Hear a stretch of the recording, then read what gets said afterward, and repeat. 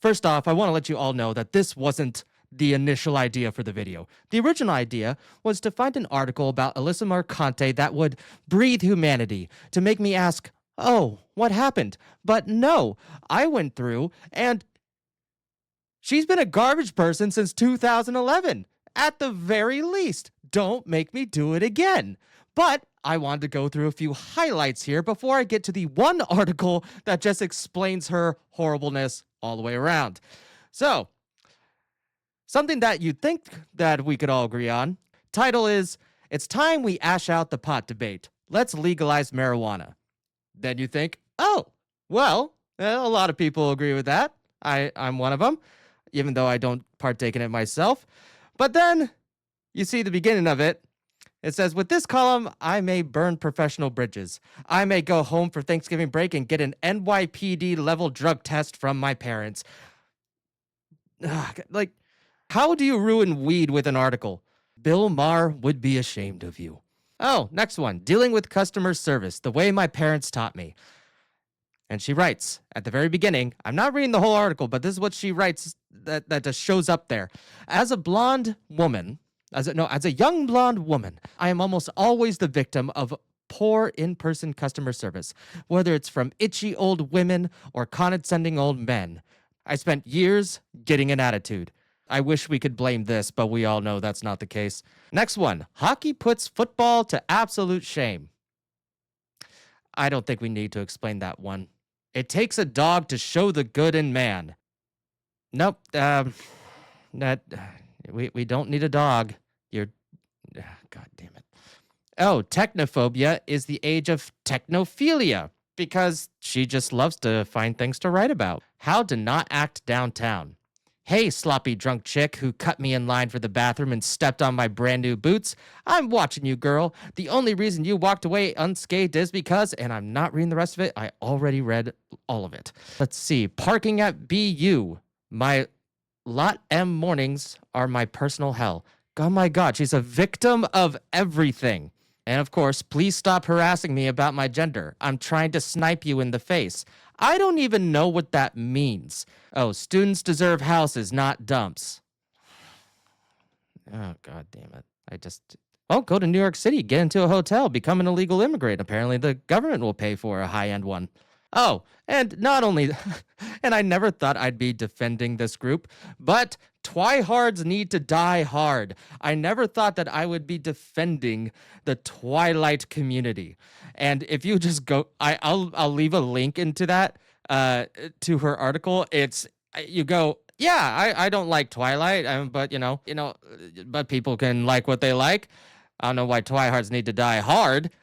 She actually think that she's John McClane? But no, at the end of it, you just feel bad for Twilight people because people like Alyssa Mercante exists. But now we're going to go to the actual article that I'm going to show you that explains Alyssa Mercante to the T.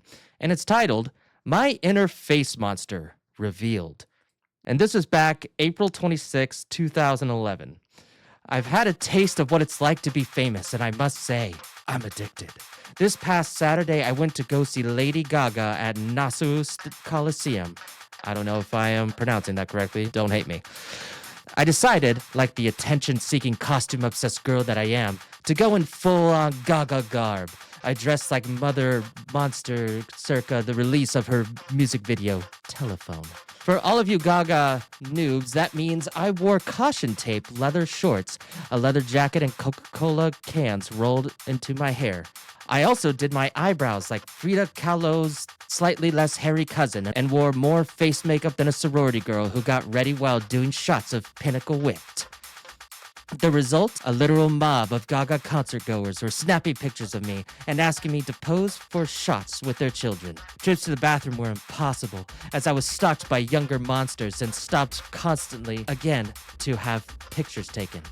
At one point, myself and a few other overachieving Gaga impersonators were standing in a group taking pictures, and there were literally 40 people screaming, "Over here! Now over here! Now put up your monster paws! Take a picture with my kid!"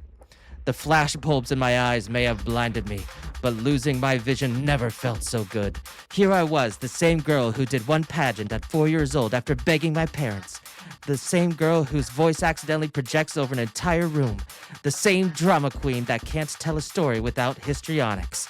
And I was the star. Are you guys getting the picture yet? It keeps going. Sure, I was only a star because I looked almost exactly like another star, but I worked my 30 seconds of fame like a celebrity depended on it. Now, looking back at Lady Gaga's first album, The Fame, her second album, The Fame Monster, both of which are representations of the ups and downs of being a celebrity in popular culture, I can say without the slightest insecurity that I want all of that shit. We know. Because for the hour and a half it took me to figure out how to roll Coca-Cola cans into my hair, I was showered with attention for 5 hours, stopped and photographed while trying to buy a beer, and had a small group of girls following behind me like I was Justin Bieber.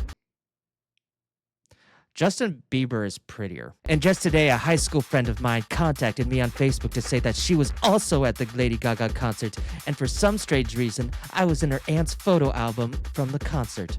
I looked at the picture and realized she was one of the people who snapped a shot of me while I was trying to buy a beer. It was like flipping through the pages of Star magazine and seeing my face staring back at me. It was ego-boostingly awesome, and the rash I now have on my face from putting on far too much makeup seems worth it. For a few hours, and even very few articles of clothing, I saw a path that I would love to continue to walk down, despite the difficulties I faced trying to do something so trivial as to take a piss. Don't put that image in our brain. It's gross. I felt like I was floating on a cloud of materialism and celebrity, and as sarcastic as that sounds, the drama queen in me wants more. So there that is. So if we actually look back to almost every single action, every single article that she's ever written, we know why now. And some of you may be asking, am I a SmashJT simp? Well, you're goddamn right I am. And thank you for watching the video. And if you are here at the end, please like and subscribe. And I hope you have a fantastic day. But what do I know? I'm nobody.